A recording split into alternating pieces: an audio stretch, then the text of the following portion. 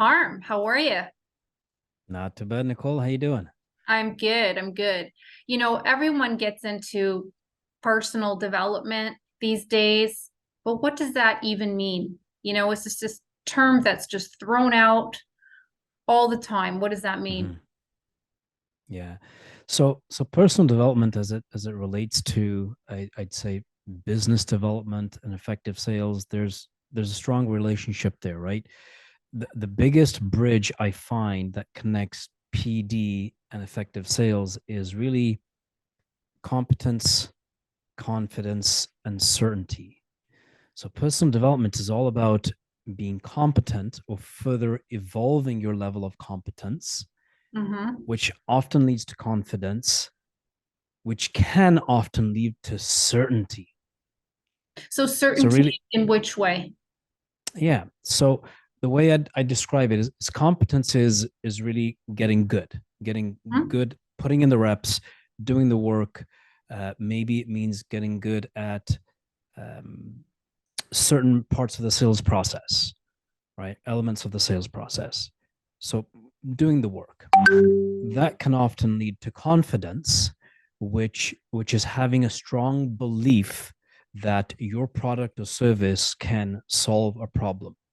As long as you have the right tools at your disposal, you'll be able to make that sales pitch, handle the objection, close the sale, so to speak.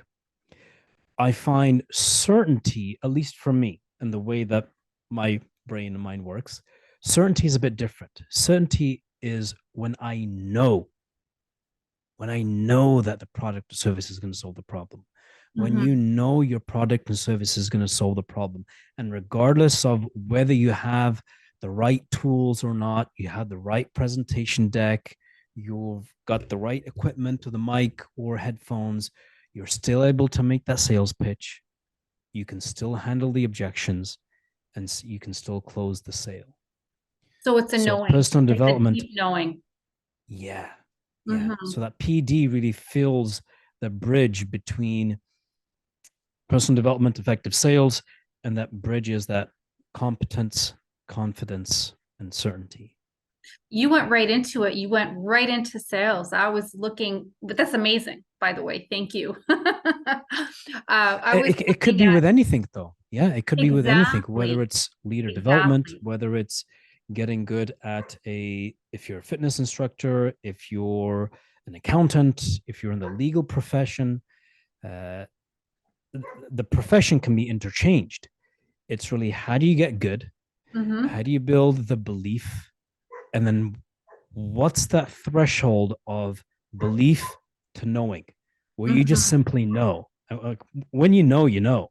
And Hmm. it's not coming from an ego point of view, but it's because you've put in the work and because you've put in the reps, you've cleaned up your process, and you simply know that what you have delivers value. And then you almost become evangelical about what it is that you're solving because you simply know and how you've seen it in action.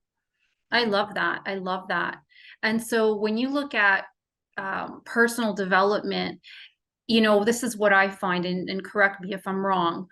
What I find is we tend to feel very confident in certain areas and then maybe less confident in other areas. Like, let's say we're talking about sales, right? There are some people that are great openers, and then those individuals struggle with closing. They're great. Others, it's the other way around.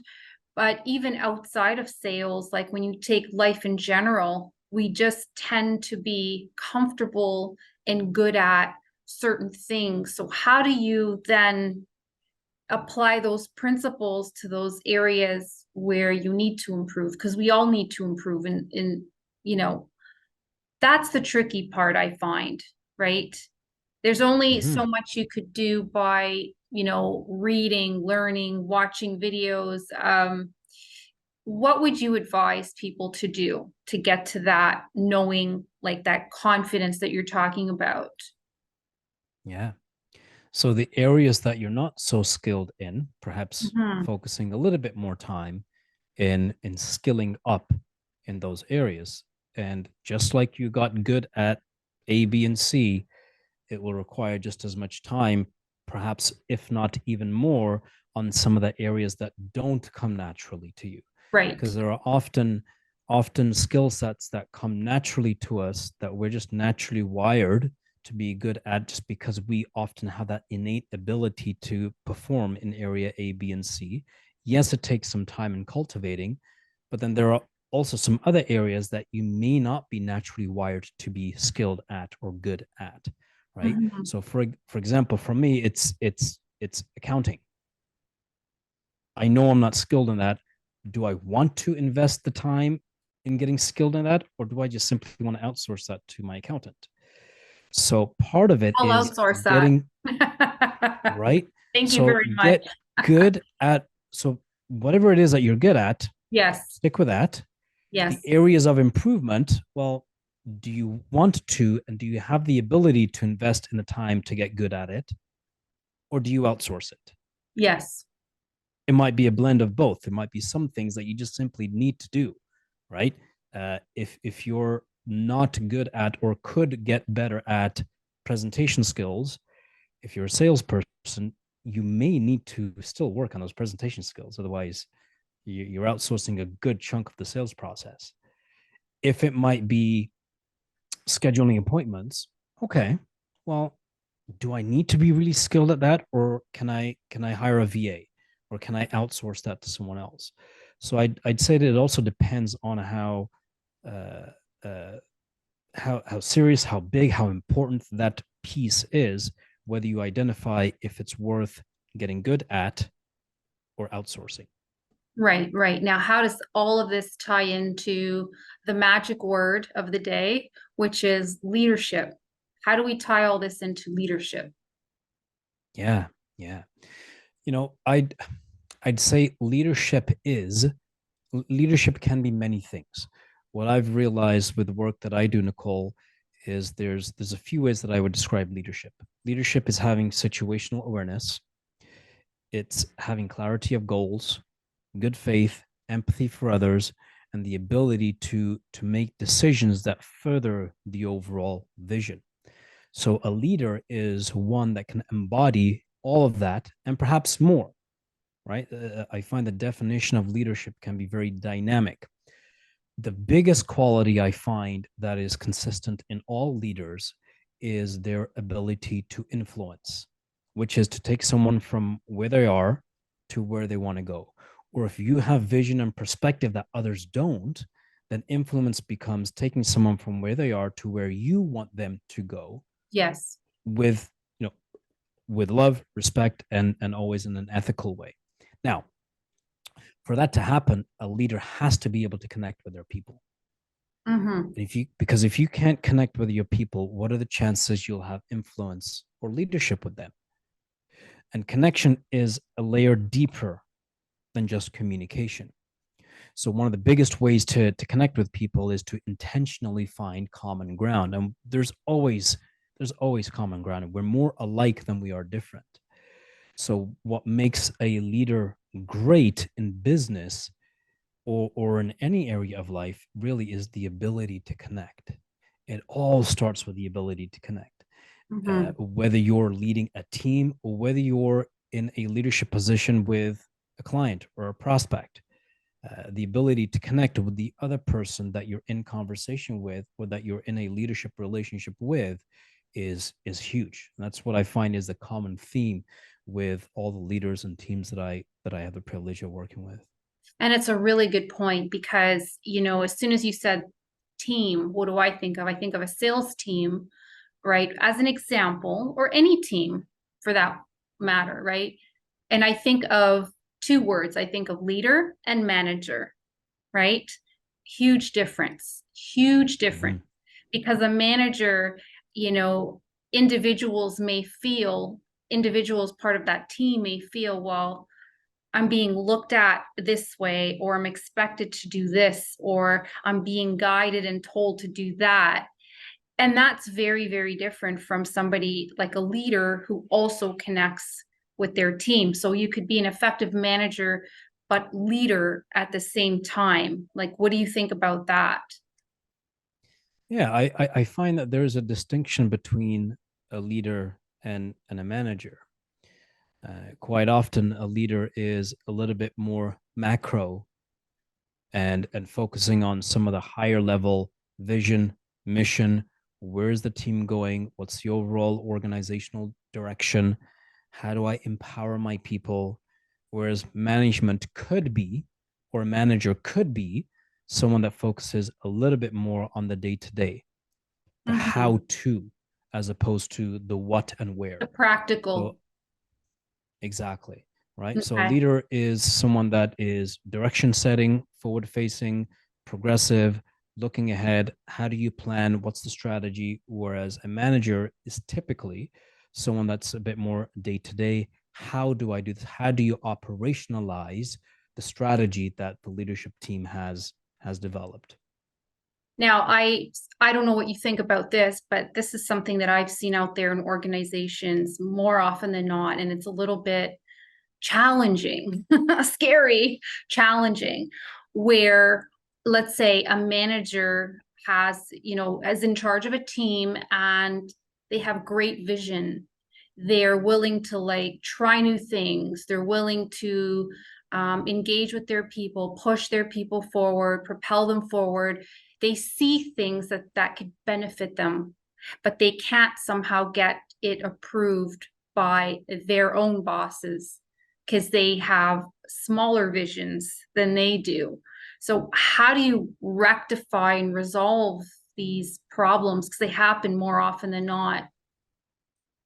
That's a big question for you, Parm. That's a big question. That is a big It is question. a big one. We can keep it very vague, but what do you think about that? What's your Yeah. first like line of defense there? Yeah. So the very quick answer is it depends, right? It depends Okay. on the individual, depends on the work, depends on the scope of the project, depends on the organization, the sector. It, the first thing that comes to mind, a way, not the way, but a way, is often how do you get buy-in from your upline or from your leadership team? And quite often, one of the ways could be co design. So, how do you engage your leaders in co designing an approach so that they inherently have a stake in that pie, or they have a piece of that pie? So, they've had some kind of a say in shaping that strategy, that briefing note, that particular pitch deck, whatever the case might be, so that there's more buy-in and hopefully a greater chance of them supporting that as it moves up the food chain, right? So Mhm. co-design, which often can lead to further buy-in as you begin to push it up. Okay, beautiful. And if we could just close off with one final thing, what got you so passionate about leadership and personal development? Because I know you run training and do some coaching, Mm-hmm.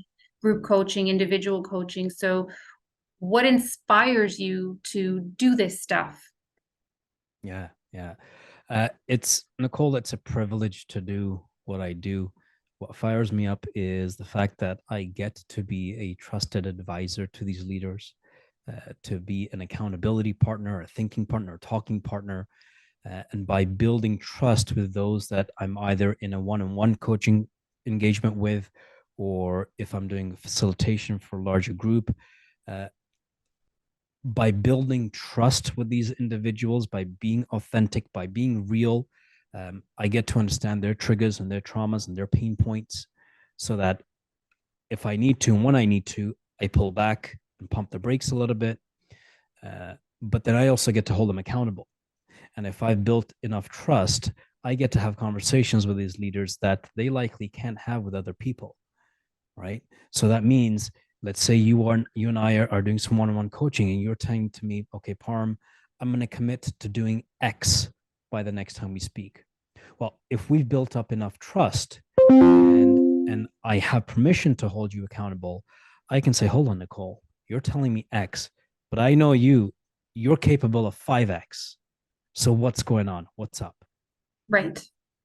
Right. And often these leaders don't get to have these types of conversations, but they can with me because we create a safe space for us to have these types of conversations.